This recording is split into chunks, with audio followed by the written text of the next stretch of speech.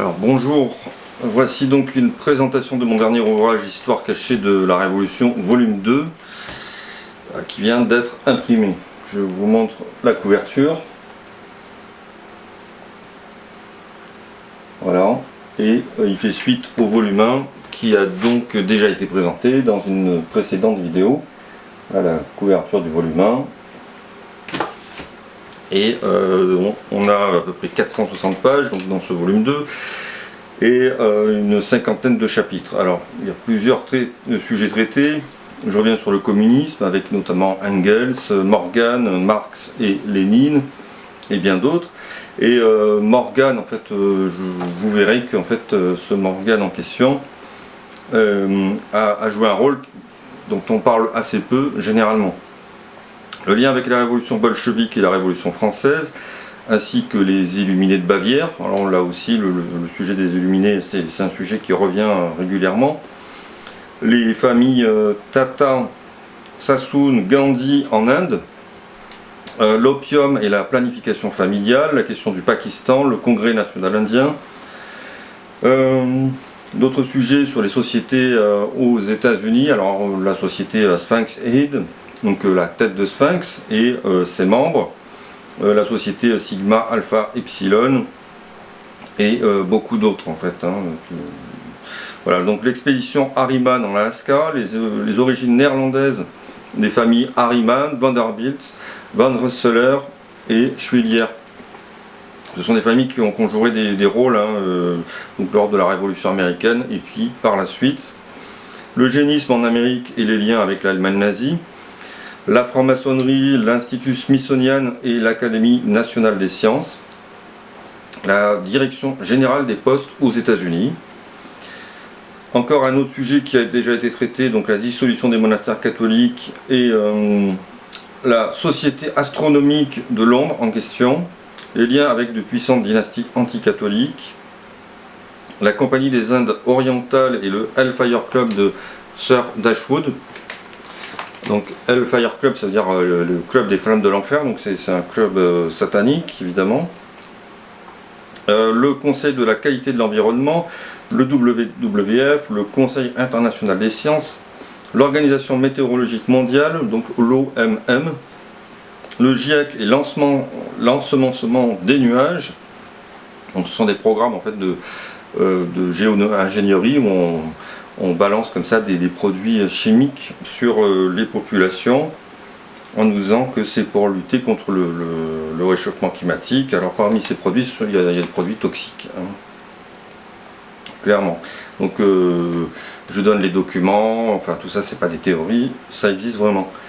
Les familles Russell et Carr d'Angleterre, d'Écosse et des États-Unis, de l'origine de l'eugénisme aux ODD. Les ODD, alors ce sont les objectifs de développement durable de l'ONU. L'Union internationale pour la conservation de la nature, l'UICN, fondée en 1948, dont le siège est en Suisse, à Gland. Le pacte des Nations Unies, donc les ODD, je reviens là-dessus aussi, la propagande du genre, dont on nous parle aussi beaucoup.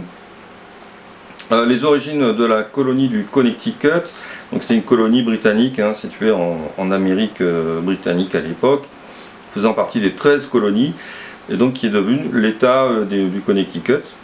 L'industrie du pétrole et du charbon, la théorie de l'évolution, qui est une fausse théorie bien sûr, et la société linéenne de Londres. La société plinienne d'Écosse, à propos de la psychiatrie et de la santé mentale. On verra quels sont les projets à ce propos pour l'humanité. Les liens avec l'eugénisme et le contrôle des masses. La Société missionnaire de Londres, Lincoln Inn, et le Collège de médecine de Hong Kong, un terreau de la révolution en Chine. Alors je parle beaucoup de la révolution en Chine dans ce livre. Donc je reviens aussi sur la gestion des forêts aux États-Unis.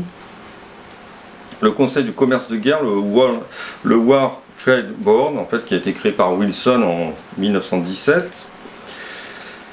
La publicité, l'égalité des sexes, le contrôle des connaissances. Je parle aussi des liens entre l'Allemagne et Malthus, le célèbre Malthus, les questions démographiques, la société des apothicaires de Londres et le dieu Apollon. Vous verrez, c'est assez intéressant de voir en fait quels sont les liens avec ce dieu, enfin ce faux dieu païen Apollon qui est lié à la médecine. La maison Waldeck du protestantisme au nazisme, de la christianisation au retour du paganisme. Ça c'est un sujet qui est aussi très récurrent, qui revient. Des liens avec les mathématiques, la géodésie, l'astronomie, l'alchimie, la franc-maçonnerie, les illuminés de Bavière encore une fois, et la médecine. À propos des juifs de cour et des banquiers juifs, ça aussi c'est un sujet qu'il faut absolument traiter. L'association pour la patrie et l'environnement en Allemagne, le lien avec le nazisme, le retour du... Donc je fais aussi un retour sur le protestantisme, la guerre de 30 ans, les origines païennes de la maison Mecklenburg, en fait, qui est l'une des plus anciennes dynasties de l'Allemagne, dont le plus ancien ascendant connu est Nicolas Ier, en fait un prince de la confédération tribale païenne slave des Obodrites. La paléontologie et la théorie évolutionniste, donc, qui est fausse, je vous rappelle.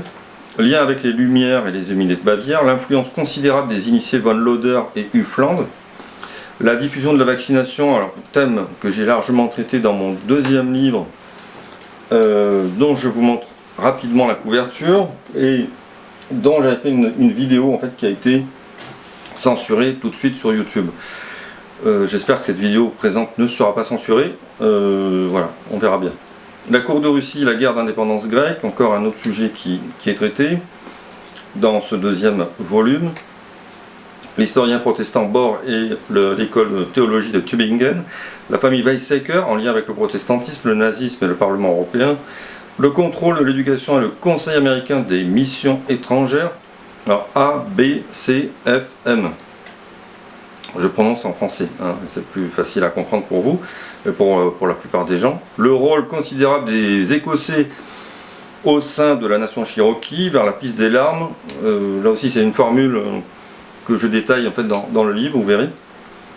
Et les voyages spatiaux, les sociétés secrètes aux États-Unis, le congrégationalisme et le presbytérianisme aux USA, l'influence du pélagianisme et dans le mouvement révolutionnaire. Bien entendu, j'ai pas le temps de détailler tout ça dans cette vidéo, mais vous verrez, en fait, c'est beaucoup plus clair dans le livre. Le Parlement des religions, dont j'avais aussi traité dans mon premier livre, qui était le Nouvel Ordre Mondial démasqué. Le chanteur Jim Morrison et Hoover, là encore vous verrez le lien. La musique métal et le satanisme, note sur la Norvège, la théosophie et le paganisme, Aradia ou l'évangile des sorcières. Voilà, c'est des sujets en fait que vous verrez, tous ces liens sont assez clairs. Aussi, le sujet de l'église éclipsée, ça aussi c'est un sujet qui est très important. L'entreprise pharmaceutique américaine BMS, Bristol Myers Squibb, le Hamilton College, la Banque de Norvège et le fonds de pension du gouvernement norvégien, la couronne norvégienne et les Vikings, le comité des 5 aux États-Unis, la déclaration d'indépendance, le Jefferson Memorial et la maison du temple de John Russell Pope. La famille Parsons, de la Révolution à la NASA, effectivement on avait un membre de la famille Parsons, Jack Parsons, qui était plongé dans l'occultisme et qui donc a été un précurseur de la NASA. L'Association américaine d'histoire, les missions protestantes et la Société généalogique et biographique de New York, le service des forêts des États-Unis, le lien avec la Prusse et l'Allemagne, le lien avec les grandes dynasties comme von Adelhausen et Wolf Metternich zur Kraft. Les origines de la société Wilderness et le Cosmos Club, le comité juif américain, le Conseil national du bien-être juif, l'anticatholicisme radical des pères fondateurs des États-Unis, là encore, ça c'est quelque chose de fondamental. Il faut bien comprendre que les États-Unis sont construits, sont mis en place contre l'Église catholique. Ça c'est vraiment on appelle guerre d'indépendance, c'est surtout une guerre d'indépendance contre l'Église, contre Dieu, le vrai Dieu. La fraternité nord-américaine Phi Gamma Delta, la chouette de Minerve et les Illuminés de Bavière, vous verrez tous ces liens. Le celtisme et la fête de Beltane, une fête très importante, une fête païenne. Le Ku Klux Klan et la famille Carr, Julian Carr, Charles Soong et Sun Yat-sen vers la République de Chine. Le gouverneur Carr, l'église épiscopale, l'église protestante de Suède, le méthodisme, note sur la théorie des analogies et correspondances. Vous verrez de quoi il est question. La famille Soong et son réseau de relations internationales, les missions protestantes en Chine, Nashville surnommée l'Athènes du Sud, l'université Vanderbilt, le méthodisme, le mausolée de la famille Vanderbilt, les liens avec les frères moraves, les trois sœurs Soong et la République populaire de Chine, Sun Tse-ven, la Banque centrale de Chine et la China Development Finance Corporation, Nancy Soong, le collège Mingxian et l'Oberlin College, le lien avec la République helvétique, à propos de l'Organisation internationale du travail, l'association missionnaire américaine et le lien avec les sociétés secrètes. Là encore, je parle d'autres familles, je ne peux pas revenir en détail ici. La dissolution des monastères au Parlement des religions. Henry Jessup, par exemple, était missionnaire presbytérien américain en Syrie.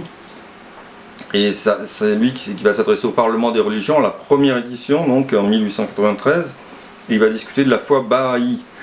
Alors la foi Baha'i, j'en avais déjà parlé, et vous verrez, je vais y revenir un tout petit peu après.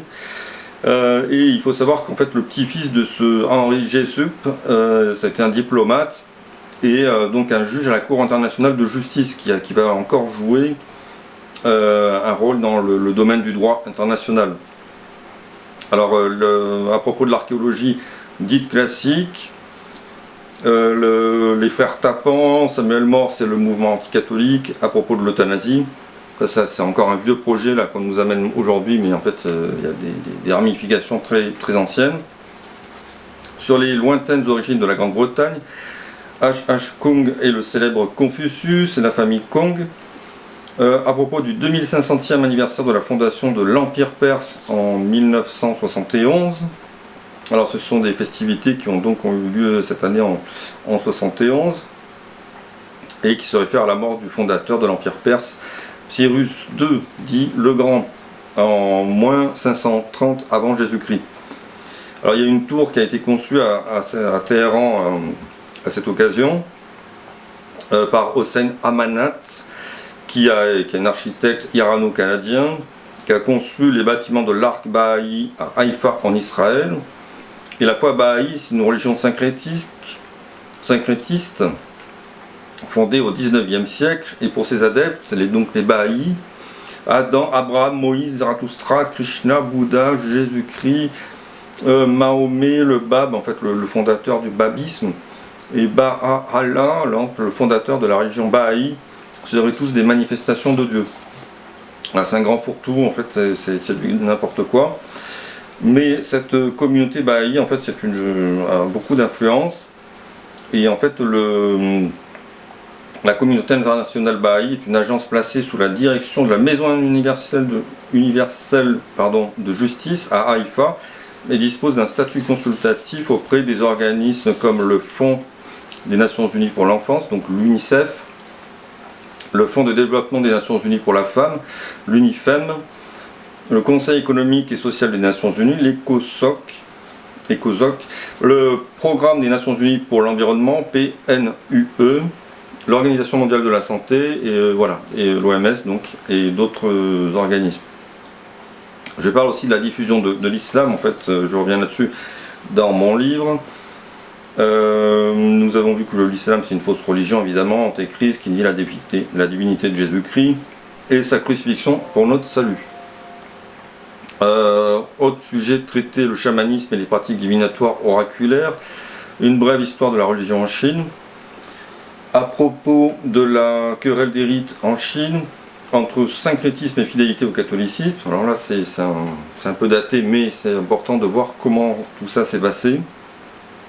La société de l'Arcadie, l'influence du paganisme, y compris dans la religion, dans l'institution catholique. la question des sacrifices humains en Chine, de Confucius, Mencius et la République de Chine, la Cour suprême des USA, l'officier sacrificiel de Confucius, la Constitution de la République chinoise et les relations internationales.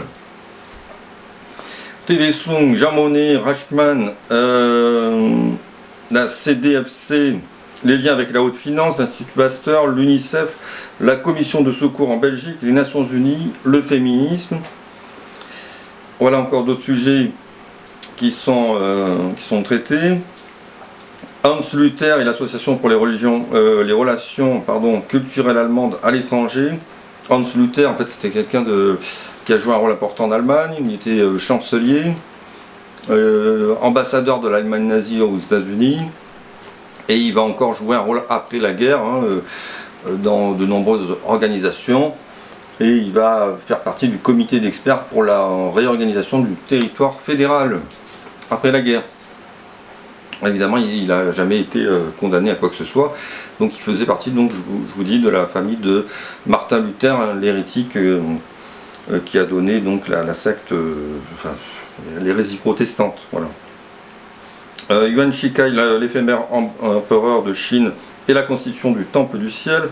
Le ministre de la guerre, Yuan Kirui, et l'entreprise allemande Krupp.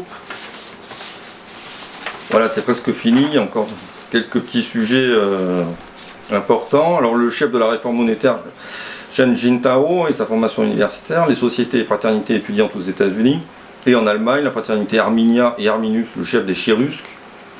Arminius, il avait rassemblé des tribus païennes en fait contre les légions romaines, qu'il a massacré. Et donc Arminius, cette fête de la victoire d'Arminius a été fêtée par Angela Merkel dans les années 2000. Donc c'est quelque chose qui a perduré, bien sûr.